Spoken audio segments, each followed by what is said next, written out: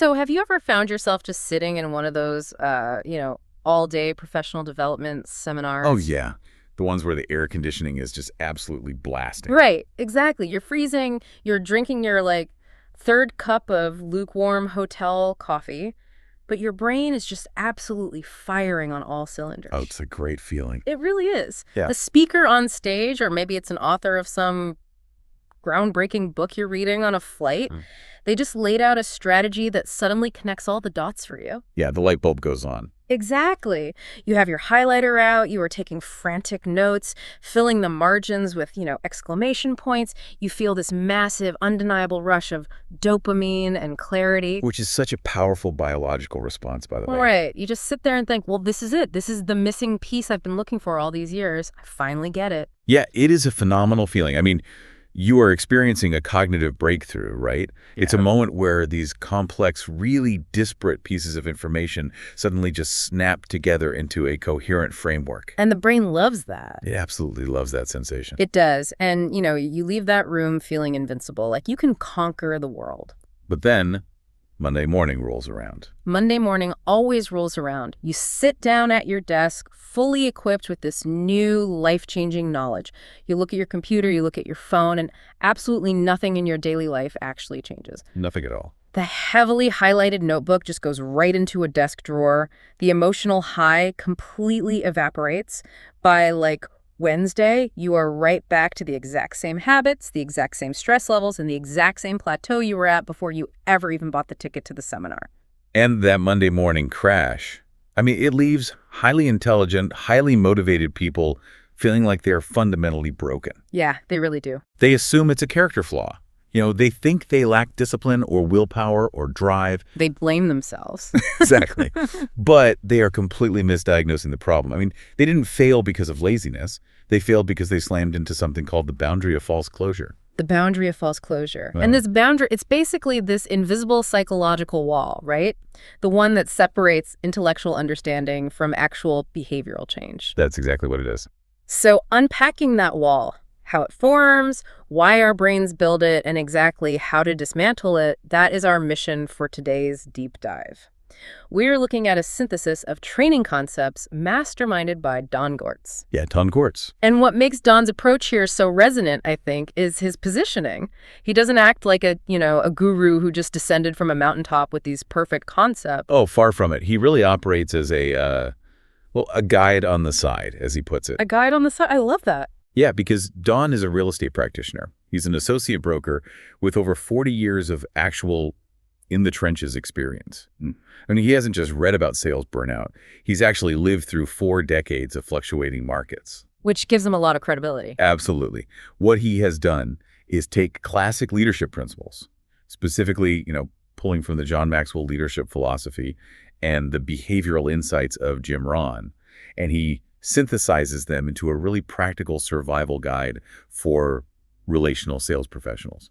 And if you are in relational sales listening to this, you know exactly what we are talking about. Oh, for sure. I mean, if you're a real estate agent trying to survive that notoriously brutal first year, just battling daily call reluctance, or maybe you're a consultant terrified of coming across as, pushy to your network, this is really where the rubber meets the road. Yeah, it applies to so many fields. It does. Even if you are completely outside of sales and just trying to figure out why your personal habits never seem to stick despite knowing all the science behind them, you are dealing with this exact same invisible wall. Right. And to understand how this wall traps us, we really have to look at the basic geography of human growth. Okay, the geography of growth. Walk us through that. Well, Don uses a very specific spatial model to map this out.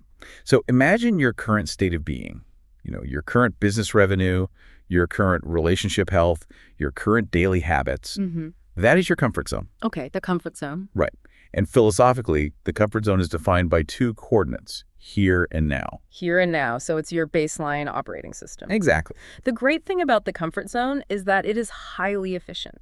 I mean, you don't have to think about how to exist there. When you wake up and do your normal routine, you aren't really burning a lot of cognitive calories. That's automatic. But inherently, you want something more. You want to scale your business or you want to write a book. We can map that goal as a star in the distance. A star in the distance, yeah. And that star doesn't exist here and now. The star exists there and then. It is a future reality that requires a fundamentally different version of you. Right. And between your comfort zone and that star lies this vast, highly uncomfortable space called the learning gap. The learning gap. Yeah. Now, human beings share a very dangerous kind of default assumption about this gap. We assume that the journey from a state of not knowing to a state of knowing is a straight, smooth, linear progression. Like drawing a straight line on a map. Exactly. We think we just need to accumulate data. We assume that if we just read enough books, attend enough seminars, gather enough strategies, we will eventually just walk straight across the gap and arrive at the star. Which, I mean, makes logical sense on paper. You find the missing information, you install it into your brain, and you get the result. Right. But this is exactly where the trap springs shut. Imagine you are walking across this gap. You are gathering new information, you are taking those frantic seminar notes, and about halfway across, you get that dopamine rush we talked about. That seminar high. Yes. Your brain suddenly processes the new framework. You lean back and declare, I get it. I know how to do this now. You might even start finishing the instructor sentences. You become that person in the meeting saying, I know. We all have that tendency. I've done it. We all have. But the moment you articulate the words, I know, you have just collided with the boundary of false closure. Boom! Right into the wall. Right into it. You have prematurely closed the loop of learning. I mean, you haven't reached the star. You're only halfway across the gap. Yeah. You have not executed the new behavior a single time in the real world. Not once. But your brain has firmly decided that the journey is over. So let's talk about the biological mechanism behind that, because it's not just a cute metaphor, right? It's a physiological reality. It absolutely is. Think about learning to ride a bicycle. You could read a beautifully illustrated, 300-page manual on bicycle physics. Right, the exact mechanics. Yeah, you could study the gyroscopic effect of spinning wheels, the exact foot-pounds of torque required on the pedals, the center of gravity needed to maintain balance. You could pass a written exam on bicycle theory with a 100% score. And your brain says, I know how to ride a bike. Exactly. But the millisecond you put your actual body on a real bicycle seat on real pavement, you crash. You crash hard because intellectual comprehension occurs in a completely different neural pathway than motor skill acquisition or, behavioral habituation. Right. So why does the brain willfully confuse the two? I mean, if confusing a book about bicycles with the actual ability to ride one results in a scraped knee, why is our neurology so eager to trick us into this state of false closure? Well, it really comes down to metabolic conservation and evolutionary biology. Okay, break that down for us. The human brain is an absolute metabolic miser. It consumes about 20% of the body's energy, despite being only, 2% of its weight? Wow, 20%? Yeah. So when you are in a state of not knowing, when you are traversing that learning gap, you are in a state of cognitive dissonance and vulnerability. Your prefrontal cortex is just working in overdrive, trying to process all these unfamiliar patterns. It's working hard. It is burning massive amounts of glucose. It is physically exhausting to be a beginner. So the brain literally views the ambiguity of not knowing as a physical threat to its energy reserve. Precisely. The brain's primary directive is to neutralize threats and return to homeostasis as quickly as possible. Make the burning stop. Exactly. So the moment it can connect just enough dots to achieve a superficial intellectual level of understanding, it floods your system with dopamine. It sends a signal that says, hey, we figured it out. Threat neutralized. We can stop burning precious energy now. Wow. We settle for early resolution not because we are lazy, but because our biology is violently prioritizing efficiency over actual mastery. It's a survival mechanism that completely backfires in the modern world. It really does. And on top of the metabolic side, there's this massive layer of ego protection happening too. Oh, huge. Because practicing something new, actually getting on the bicycle and wobbling down the street, requires you to be bad at it first. It requires you to fall down, to look foolish in front of your neighbors, to strip away your identity as a highly competent adult and become a clumsy beginner again. Right, which nobody wants to do. Nobody. So by freezing your progress at the boundary of intellectual understanding, you never have to face the humiliation of practice. You insulate yourself from vulnerability. You substitute the comfortable feeling of understanding for the messy reality of execution. Yes. And this brings us to a really critical inflection point. Yeah. Once you have frozen your growth at this boundary, You don't just sit there peacefully. You still want the star. You still want the goal. Right, the desire doesn't go away. Exactly. So you start using a very specific tool to try and force your way across the rest of the gap. You deploy what this training calls your best thinking. Best thinking. Now, this concept of best thinking is visualized beautifully in a whiteboard model developed by speaker and mentor Roddy Galbraith, which Don Gortz incorporates heavily into this curriculum. It's a brilliant visual. It really is. Galbraith's model shows a person stuck halfway across the gap, repeatedly slamming their head against this invisible vertical wall. Because when you hit the boundary, your natural instinct is to strategize. You try to rationalize your way out of the slump. You try to force the issue using your current logical frameworks. Just push harder. Right. But Galbraith's model forces you to confront a brutal truth. Your best thinking only got you here. It literally delivered you to the base of the wall where you are currently stuck. Right. It physically lacks the capacity to get you there, to the star. Because if your best thinking was actually capable of navigating the rest of the gap, you wouldn't be stuck. You would already be at the goal. But since we are at the boundary of false closure, our ego is already highly activated. We have already declared, I know how this works. So when we apply our best thinking and it fails to produce results, we experience a massive cognitive clash. We refuse to admit our thinking is flawed. Instead, we externalize the failure.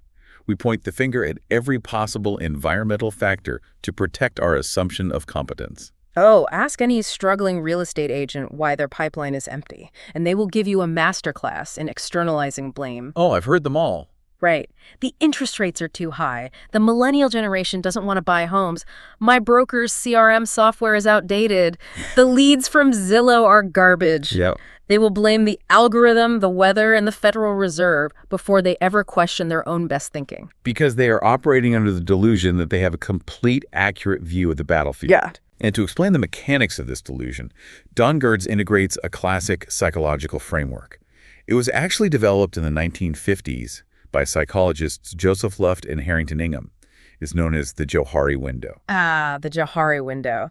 This is one of those timeless models because it perfectly illustrates human blind spots. It really does. So imagine a square window divided into 4 equal panes of glass. Each pane represents a different quadrant of your self-awareness. Right. So the first quadrant is the open area. These are the traits, skills, and facts that are known to you and simultaneously known to everyone else. Like the obvious stuff. Exactly. If you are a highly organized person, you know it, and your colleagues know it. It's your public operating system. Okay, got it. And the second quadrant is the hidden area. These are the things that are known to you, but you actively conceal them from others. The secrets. Right. In the context of a sales professional, this is often like massive imposter syndrome or financial panic or the fact that you haven't made a prospecting call in 3 weeks.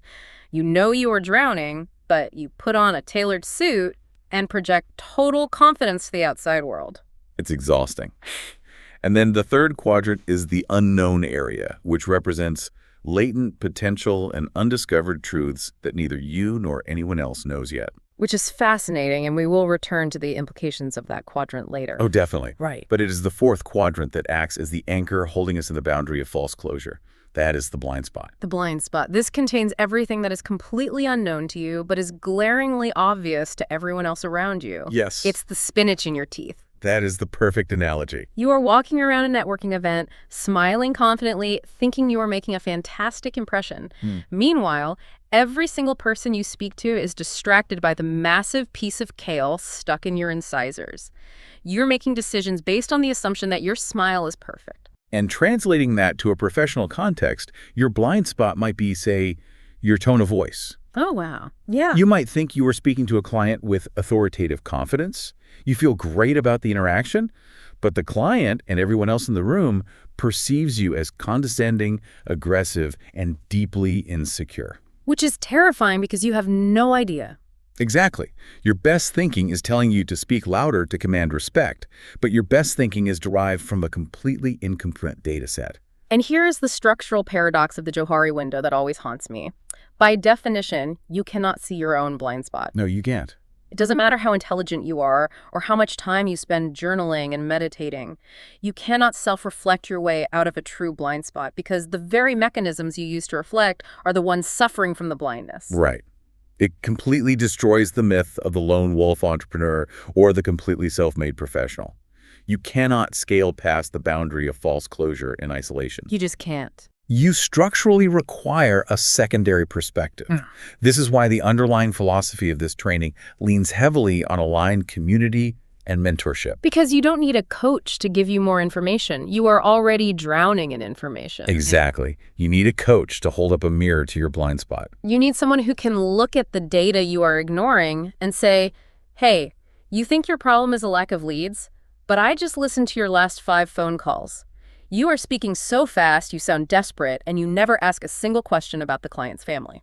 They reveal the spinach. Yes, they reveal the spinach. And the reason we are so blind to our behavioral flaws, even when we possess the intellectual data on how to succeed, brings us to the actual architecture of the mind. The training script breaks our operating system down into 2 primary gears. Let's look at the blueprint of the brain. Gear 1 is intellectual insight. This is your conscious mind, largely centered in the prefrontal cortex. Gear 1 is fast, it is highly analytical, it operates on logic, and it is a voracious consumer of data. When you are reading a textbook or nodding along to a deep dive like this one or doing the math on a spreadsheet, Gear 1 is driving. Gear 2, on the other hand, is subconscious integration. This is the older, much deeper part of the brain. The basal ganglia, the limbic system. The primal stuff. Exactly. Gear 2 is incredibly slow. It does not speak the language of logic or data. It speaks the language of repetition, emotion, and survival. Wow. Gear 2 governs your deep-seated habits, your automatic emotional responses to stress, and even your physical bodily symptoms like an elevated heart rate. A great way to visualize the relationship between these 2 gears is to think of a construction site. Okay, I like that. Gear 1 is the architect. The architect sits in an air-conditioned office drawing brilliant, logically sound blueprints. The architect can design a skyscraper in a few hours. That's intellectual insight. Right. But Gear 2 is the actual construction crew on the ground. The crew is laying bricks one by one. They operate slowly. They are governed by the weather, the supply chain, and muscle memory. And the massive disconnect occurs when we confuse the architect's blueprint for a finished building. Yes. We assume that because Gear 1 has logically accepted a new concept, Gear 2 has automatically updated its daily habits. But handing a blueprint to a construction crew doesn't magically pour the concrete. No, it doesn't. And to ground this in reality, the source material includes a fantastic, really self-deprecating story from Don Gertz himself. He uses his own failure as what he calls a humility check to demonstrate how easily a seasoned professional can mistake Gear 1 for Gear 2. It's a perfect case study. Back in 2015, Don decided he was going to scale his impact by filming an online real estate and leadership course for the platform Udemy. Now let's look at Don's Gear 1 in 2015. Intellectually, he was completely qualified. He had been teaching these concepts for decades. He was a broker, a public speaker, a recognized authority. His intellectual insight was totally maxed out. Right. He had the blueprint. And because he had the blueprint, his conscious mind declared, I know how to do this. Making a video course will be easy. And he slammed right into the boundary of false closure. Hard. He falsely assumed that his mastery of the content automatically translated into a mastery of the delivery system. He assumed the architect could just grab a hammer and build the skyscraper. So he attempts to execute this vision with the actual tools he had on hand. And the physical setup is painfully relatable for anyone who tried to make content in the early 2010s. Oh, it really is. He sets up a basic cell phone on a cheap tripod in his living room. And for his visual aids, he didn't use screen capture software. He literally just pointed the cell phone camera at a bright, glowing television monitor that was displaying his slides. The physics of light alone make that a complete disaster. Oh, totally. The harsh, pulsing glare from the television screen completely destroyed the exposure of the cell phone camera. It was an absolute mess. He was blown out by the light, the audio was likely echoing off the walls, and he possessed 0 video editing skills to salvage the footage in post-production. None. But his ego was committed. He pushed through, finished recording this optically offensive course, and uploaded it to the global marketplace on Udemy. Yeah, and the market responded exactly how you would expect. Crickets. The course sold absolutely 0 copies. Not a single person bought it. So why did he fail? His false closure wasn't a lack of knowledge about real estate. He didn't fail because his concepts were wrong. Right. He failed because of his arrogant intellectual assumption that his unrefined, non-existent systems were capable of producing professional-grade results. He mistook logical capability for systemized skill. And the curriculum explicitly anchors this failure in the philosophy of James Clear, the author of Atomic Habits. Yes, great connection there. Clear writes, "We do not rise to the level of our goals. We fall to the level of our systems." That quote hits hard every time. It really does. Don's goal was to launch a highly successful professional tier educational course. But his actual systems, his daily habits of content creation, his understanding of lighting design, his camera equipment, his editing workflow, they were non-existent. So when the pressure was applied, his result couldn't rise to his goal. It fell to the level of his cell phone pointed at a TV system. Exactly. He had to swallow his pride, go back to the starting line of the learning gap, and actually engage Gear 2. He had to spend years building the slow, messy, frustrating habits of video production. He had to unlearn his shortcuts. And while a failed Udemy course is a great low-stakes example, this gap between Gear 1 logic and Gear 2 integration is the exact psychological mechanism that destroys careers, marriages, and financial futures every single day. Especially in the industry this training is tailored for.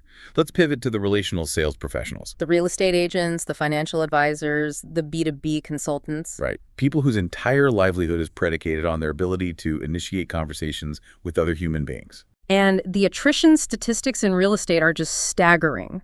Industry data suggests a 49 to 65% dropout rate within a newly licensed agent's first 2 years. That is massive. It is. And the root cause of this massive failure rate is universally a lack of consistent lead generation, which plagues roughly 70% of new agents. They fail because they cannot cross what the training identifies as the belief gap. The belief gap. Let's paint the classic scenario. You are a new agent, you are highly motivated, but your pipeline is completely dry. You hire an expensive real estate coach. The coach gets on a Zoom call with you, opens up a spreadsheet, and shows you the indisputable math of the business. And the math of relational sales is very straightforward. The coach says, look, if you just call 5 people in your sphere of influence every single day, just past clients, friends, and family, and simply check in on them, the compounding effect will grow your referral business by 30% this year. It is a mathematical certainty. 5 calls, that's it. Gear 1 fires up. The conscious mind looks at the spreadsheet. The logic is flawless. The agent says, 5 calls a day. That will take me 20 minutes. I get it. I know how to do that. The boundary of false closure is established. Yeah. The blueprint is drawn. But then Tuesday morning arrives. The agent sits down at their desk with a cup of coffee. They open up their CRM database. They look at the name of a former client. They pick up the phone. And suddenly, an intense physiological reaction occurs. The body takes over. Completely. Their heart rate spikes. Their palms start sweating. They feel a tight knot form in their stomach. Their breathing becomes shallow. They stare at the dial pad. And they physically cannot force their finger to press the call button. They just freeze. They sit there in silence, put the phone down, and don't make a single call. If the math is so logical, if Gear 1 understands that this is the path to wealth, why does the physical body revolt? Why does the brain treat dialing a telephone like a lion walking into the room? Because of profound identity friction. Identity friction. Yes. Gear 1 knows the mathematical outcome. But Gear 2, the subconscious operating system, holds a deeply ingrained, rigid belief about what a salesperson actually is. The subconscious is screaming, if I call my friends and ask about real estate, I am bothering them. I am going to be perceived as a pushy, sleazy, transactional nuisance. If I make this call, I will damage my social standing and ruin this relationship. The intellectual understanding of a 30% growth metric is just a flimsy paper shield against the evolutionary terror of social rejection. Exactly. Because humans are tribal animals. For tens of thousands of years, being rejected by your tribe meant you were exiled into the wilderness to starve. Right. Gear 2 still operates on that primal logic. It views the potential annoyance of a past client as an existential threat to your survival. Wow, that is wild. So behavior that is incongruent with your core identity will never sustain itself. Never. If your self-image is, I am a helpful, caring, respectful friend, and your definition of prospecting is aggressively taking value from people, you will experience agonizing friction. The architect says, build it, but the construction crew says, this violates the laws of physics. And the subconscious construction crew always wins. Always. So what does a human being do when they are trapped between the logical necessity of working and the physiological terror of rejection? They look for an escape hatch. Yes, they do. And Don Gertz labels this escape hatch the Admin Hideout. The Admin Hideout. It is a masterpiece of psychological self-deception. It is essentially a state of productive procrastination. I have spent months of my life living in the admin hideout. This is where you sit at your desk for 8 hours, burn an incredible amount of mental energy, feel entirely exhausted by 5 p.m., and yet you haven't moved the needle on your business a single millimeter. Because you do this by confusing motion with action. Let's look at the difference. Motion feels like work, but it carries zero risk of rejection. Action is the actual execution of the task that drives the outcome. Right, so motion is spending 4 hours color-coding the lead tags in your CRM system. Yes. Or motion is spending 3 days tweaking the font kerning on a Canva flyer for an open house that nobody is going to attend anyway. Exactly. Motion is watching your 6th consecutive webinar on macroeconomic housing trends. Yeah. You feel productive because you were doing real estate adjacent activities. But actually handing your business card to a stranger in a coffee shop, actively dialing the phone, explicitly asking a past client for a referral action carries the immediate, terrifying risk of hearing the word no. And a Canva flyer cannot reject you. A CRM database cannot tell you that you are annoying. So true. You retreat to the admin hideout because the motion soothes your anxiety. It tricks Gear 1 into thinking you are working, while protecting Gear 2 from the threat of social exile. But it ultimately starves your business to death. Right. To understand exactly how different people hide and why traditional sales training completely fails them, the source material integrates DISC behavioral analysis. Which is so crucial. Don Gertz relies heavily on DISC in his Nova Pulse agent methodology. He uses it to help professionals align their daily tasks with their natural sales animal DNA. Sales animal DNA. Yeah, if you don't understand your DNA, you will constantly fight your own biology. Let's break down these profiles, because this completely shatters the toxic hustle culture myth that everyone just needs to grind harder. The training discusses 4 main profiles, often categorized as the eagle, the dolphin, the golden retriever, and the owl. Right. The eagle is your high D dominant, aggressive, driven by results. The dolphin is your high I, influential, chaotic, highly social, driven by recognition. But let's focus deeply on the 2 profiles that experience the most violent identity friction when exposed to traditional, high-pressure sales tactics.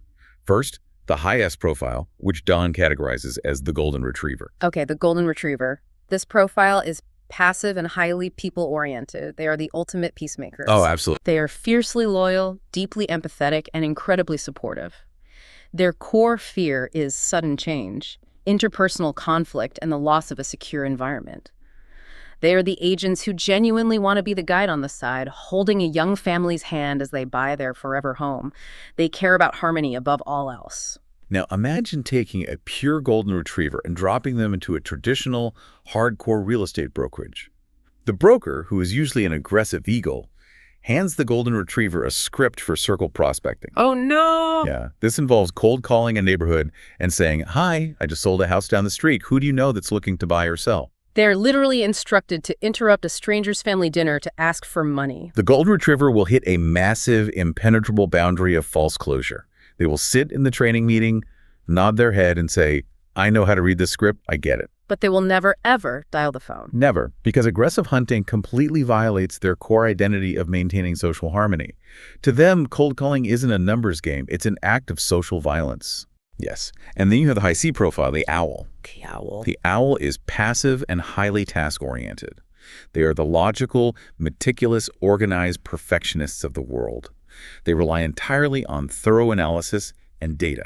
And what's their core fear? Their core fear is being criticized, being factually wrong, or producing sloppy, disorganized work. The owl's version of the admin hideout is legendary. It's extreme analysis paralysis. An owl will spend 12 hours cross-referencing municipal zoning bylaws, historical strata depreciation reports, and predictive macroeconomic interest rate models. They will build the most beautiful, complex spreadsheet you've ever seen. Yes, but they will never actually speak to a human being. Exactly. Yeah. Because owls despise unpredictable variables, and human emotion is the most unpredictable variable on Earth. Oh, that makes so much sense. They fear spontaneous, emotion-driven interaction where they might not know the exact answer to a question.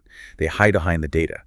If a broker tells an owl to go knock on 50 random doors and strike up spontaneous conversations, the owl won't just fail.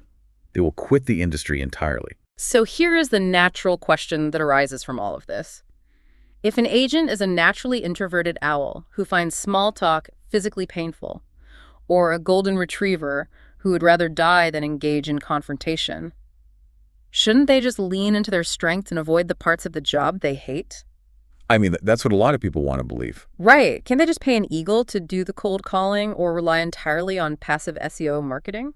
It's a very common fantasy, but the source material is brutally firm on this reality. No. You cannot delegate or avoid the foundational chores of your profession. Okay, interesting. In this specific methodology, direct prospecting, actively initiating contact to hunt for new business, must account for a non-negotiable 20% of the agent's weekly workflow. 20%. Furthermore, the system enforces a strict 30% voice mandate. What does that mean? This means 30% of all business activity must be executed voice-to-voice or face-to-face. Wow. So you cannot hide behind email newsletters and Facebook ads. You have to talk to people. You have to talk to people. But how do you reconcile that? If you force a golden retriever to hunt like an eagle, they burn out in 6 months. But if you let them avoid hunting, they go bankrupt in 3 months. Right, and this is the core genius of the NovaPulse method. The philosophy is this: you adapt the interface, not the core operating system. Adapt the interface. Yes. You do not avoid the necessary chore of prospecting, but you fundamentally realign how you execute it so that it perfectly matches your behavioral DNA. You change the definition of the hunt. This is where we cross from theory into practice. How does a golden retriever prospect and hit that 30% voice mandate without feeling like a pushy sleazeball? You camouflage the ask inside a genuine act of community service. The source material refers to this as the soft touch playbook. Okay, walk me through the mechanics of that. Give me an example. Sure. So an eagle might cold call a neighborhood aggressively. A golden retriever instead hosts what is called a neighbor-to-neighbor exclusive pre-open house. How does that work? When a new listing hits the market, the golden retriever physically walks the neighborhood a few days prior to the public open house. But they aren't door knocking to ask for business. What are they doing instead? They are delivering a physical written invitation. They knock on the door and say, "Hi, I'm the agent representing the Smiths down the street. We know that public open houses bring a lot of unwanted traffic and noise to your neighborhood. As a courtesy, I'm hosting a private, neighbor-only preview an hour before the public arrives. We want to respect your street, and we'd love for you to come grab a coffee and see what's happening with the local property values." That is a masterclass in behavioral alignment. Isn't it? The golden retriever feels absolutely zero identity fiction because they are not acting as a salesperson. They are acting as a considerate community host. They are protecting the neighborhood's peace. But structurally, they are doing face-to-face lead generation with 50 unrepresented homeowners. They are capturing contact information. They are fulfilling the 30% voice mandate, but they're doing it in a way that fuels their gear too instead of fighting it. Exactly. They change the interface. So smart. Now consider the owl. You cannot ask an owl to host a warm, fuzzy neighborhood coffee hour. They will hate the small talk. Oh, they would be miserable. So you equip them with the data-driven playbook, and owl prospects by utilizing predictive analytics and market discrepancies. Because an owl wants to be the smartest person in the room, armed with indisputable facts. Right. So an owl researches the local tax assessment database and cross-references it with current market sales. They find homes with massive unrecorded equity, meaning the homeowner is much wealthier than they realize due to municipal tax discrepancies. Oh, yeah. The owl calls a homeowner and says, "Hello, I am a local market analyst. My data indicates a 22% discrepancy between your municipal tax assessment and current market dynamics. I am conducting brief, 15-minute equity reviews to clarify this financial gap for homeowners in your zip code. Would you prefer a phone briefing or a Zoom walkthrough of the data?" Wow. There is zero emotional sales pressure in that script. Done. The owl is operating purely as an intellectual authority, which is their ultimate comfort zone. They aren't asking for a favor. They are offering high-value financial data. Right. But again, the structural reality is that they are initiating voice-to-voice contact, bypassing the admin hideout, and generating high-intent leads. They are hunting, but they are hunting as an owl. This is the only way to sustainably break the boundary of false closure in execution. You have to stop fighting your own DNA. But making this identity shift, realizing that your current methods are misaligned and that you need to change your interface, that requires a massive shift in perspective. It really does. You have to stop looking at the external world as the source of your problems and start looking in the mirror. And that transition is heavily influenced by the broader John Maxwell leadership philosophy and the classic teachings of Jim Rohn, which Don Gertz refers to as the merciless mirror. The merciless mirror. It is the ultimate antidote to the victim mentality. It completely neutralizes the blame game we play when our best thinking bounces off the invisible wall. Definitely. Earlier, we talked about how agents blame the interest rates, the leads, or their broker. When we do that, we believe we are looking out a window at a hostile, unforgiving world.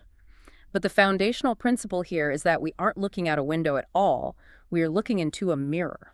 And a mirror does not reflect the external environment. It reflects us. It reflects our internalized beliefs, our unrefined habits, our lack of systems, and our unexamined blind spots.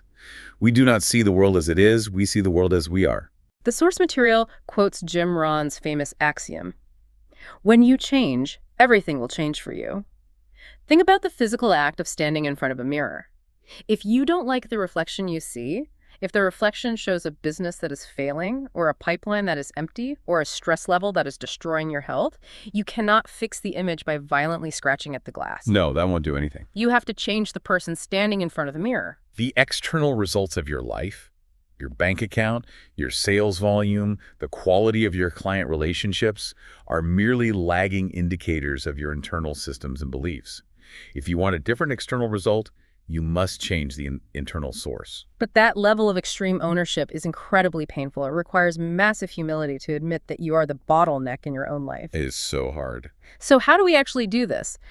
When you're feeling that friction, when you are hiding in the admin hideout, obsessing over CRM tags, the training provides 2 very specific tactical questions you must ask yourself to break the boundary. And these 2 questions are surgically designed to bypass your ego and force you out of that defensive I know posture. The first question is, how is my best thinking working for me right here? Wow, that is a brutal gut punch of a question. How is my best thinking working for me? Because if you are honest with yourself, if you are stressed out, broke, and paralyzed by the fear of picking up the phone, your best thinking isn't working at all. It's failing completely. Your logic has reached its absolute limit and driven you right into a ditch. Right. And asking this question requires the humility to admit that your current operating system is failing. It forces you to acknowledge that Galbraith's wall is real. Yes. By admitting your best thinking isn't working, you crack open the door to the Johari Window's blind spot. You can see that there must be something you do not see. And once you crack that door open, you immediately follow up with the second question. What am I willing to unlearn to take the next step? This is a profound shift in the paradigm of personal development. Yeah. We are conditioned to believe that growth is always additive, that we just need to stack more information, more tactics, more hacks into our brain. Right, just read another book. Exactly. But often, crossing the learning gap requires subtraction. It requires discarding old, faulty information. It requires the golden retriever to unlearn the hustle culture script that says they must be an aggressive eagle to succeed. It requires unlearning the subconscious belief that selling is inherently sleazy. Yes. When you ask what you are willing to unlearn, you shift from a rigid posture of "I already know this" into an open, curious, and vulnerable posture of a beginner. But even after you ask these questions, even after you have a moment of clarity and realize you need to adapt your interface, we run right back into the biological problem of gear 1 versus gear 2. The architect and the crew. Exactly. How do you make these new paradigms stick? How do you ensure that this realization doesn't just become another faded seminar high by next Monday? You can't just think your way into a new subconscious reality. The engine of gear 2 change relies entirely on 2 elements: massive repetition and a highly controlled environment. Right. You cannot reprogram your basal ganglia with a one-time intellectual epiphany. You need consistent daily exposure to the new belief and the execution of the new action. And the truth is, the only way to sustain that required repetition is to embed yourself in the correct environment. Which brings us to another foundational Jim Rohn philosophy integrated into this training. Rohn famously observed that you are the average of the 5 people you spend the most time with. Your environment dictates your baseline definition of normal. If you surround yourself with a brokerage full of cynical agents who spend all day at the water cooler blaming the economy, who view their clients as nothing more than transactional paychecks, and who actively mock the idea of coaching or personal growth, their baseline becomes your baseline. It rubs off on you. You will stay firmly entrenched in your comfort zone, trapped securely behind the boundary of false closure, because every single person in your environment validates that boundary. Exactly. Mirror neurons in the human brain ensure that we subconsciously mimic the behaviors and attitudes of our tribe.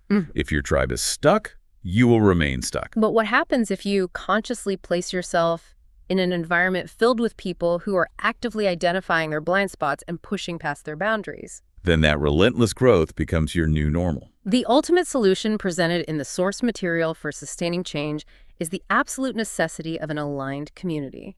Specifically, Don Gertz points to the Real Estate DNA Collective as the model for this type of environment. What differentiates an aligned community from a standard corporate networking group or a weekly sales meeting? It goes back to how they handle the Johari Window. Right. A true aligned community acts as a collection of mirrors for its members, but they operate with unconditional respect. They don't micromanage you with rigid corporate quotas.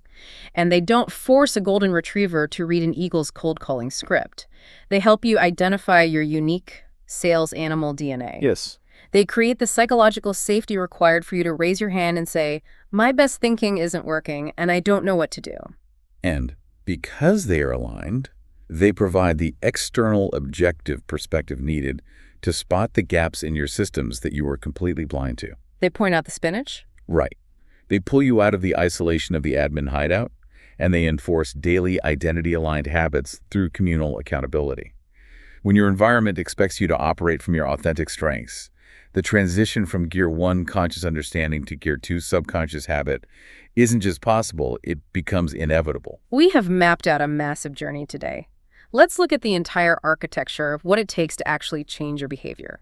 We started in the comfort zone, looking across the vast learning gap at the star of our goals. Right. We unpacked the biological danger of premature knowing, how our metabolic misers of a brain build the boundary of false closure to save energy and protect our egos from the messy reality of practice. We analyzed Roddy Galbraith's model of how our best thinking bounces off that wall, and we explored the Johari Window, specifically the danger of the blind spot, where we confidently make decisions using incomplete data that we cannot structurally see. We looked at the neurobiological clash between the fast, logical Gear 1 conscious mind and the slow, habit-driven Gear 2 subconscious mind. And Don Gertz's brilliant, self-deprecating story of the failed Udemy course proved James Clear's point that we don't rise to our intellectual goals, we fall to the reality of our daily systems. We then applied all of this theory to the relational sales professional. We dissected the belief gap, the evolutionary identity friction that triggers call reluctance and drives agents into the admin hideout of productive procrastination. We learned through DISC that sustainable success requires aligning your prospecting methods, whether that's the soft-touch playbook for a golden retriever or the data-driven playbook for an owl with your natural behavioral DNA. Finally, we confronted the merciless mirror of John Maxwell and Jim Rohn. We learned that to change our external results, we have to change our internal source by asking the hard, ego-destroying questions. How is my best thinking working, and what am I willing to unlearn? And we concluded that none of this survives without the repetition provided by an aligned community. It is a comprehensive, biologically grounded roadmap for getting unstuck. But before we wrap up, there is one final, provocative piece of the puzzle that we need to address. I know exactly where you're going with this. Do you? Throughout this entire discussion, we focused heavily on the blind spot of the Johari Window, the negative limitations, the flaws, the missing spinach in your teeth that others can see but you cannot. But consider the fourth pane of that window, the unknown area. Ah, yes, the unknown area. This is the quadrant of things that are completely unknown to you and completely unknown to everyone else around you. It's the totally uncharted territory of your own identity. Exactly. We naturally assume the unknown area is full of hidden dangers or deeper flaws. But psychologically, the unknown area is primarily the realm of undiscovered potential. Oh, I love that. It holds capabilities, strengths, resilience, and brilliance that you have never been forced to tap into, and therefore no one has ever seen it. Because if you have spent your entire life turning around at the boundary of false closure, retreating to the comfort zone the moment things get difficult, you have never actually tested the limits of your own capacity. So the question I want to leave everyone with is this. What version of yourself and what level of massive impact in your career, your family, and your community is currently sitting dormant in that totally unexplored darkness? What hidden strengths are just waiting for the exact moment you finally decide to let go of your best thinking? That is the ultimate question. Because until you are willing to admit that the highlighted notebook you filled out at that seminar doesn't hold all the answers, you will never take the messy, embarrassing, necessary actions required to find out what you are truly capable of. Never. You have to put the highlighter down. You have to step out of the intellectual dopamine rush. You have to be willing to get on the bicycle and crash into the pavement a few times. The star is waiting out there, but you have to actually cross the gap. That is all for today's deep dive. Take a look in the merciless mirror, ask yourself what you need to unlearn this week, and we will see you next time.